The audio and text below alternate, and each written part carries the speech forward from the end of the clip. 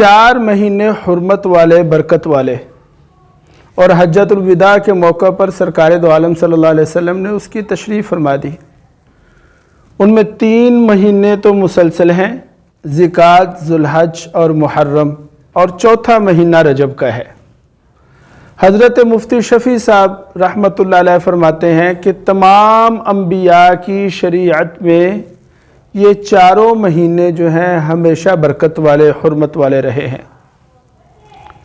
حرمت کا مطلب یہ ہے کہ ان 4 مہینوں کے اندر کی گئی عبادات کا اجر بہت زیادہ، اور اسی طرح ان 4 مہینوں کے اندر اگر کسی نے خدا نخواستہ کوئی گناہ کیا تو اس کا وبال بھی زیادہ ہوگا۔ پھر ان 4 مہینوں میں سے محرم کو خاص اہمیت حاصل ہے کہ محرم میں عاشوراء ہے، یعنی 10 محرم، جس کا روزہ سرکار دو عالم صلی اللہ علیہ وسلم نے رکھا۔ ہم سمجھتے ہیں 10 محرم گزر گئی بس کھیل ختم، ہن جو مرضی کرو۔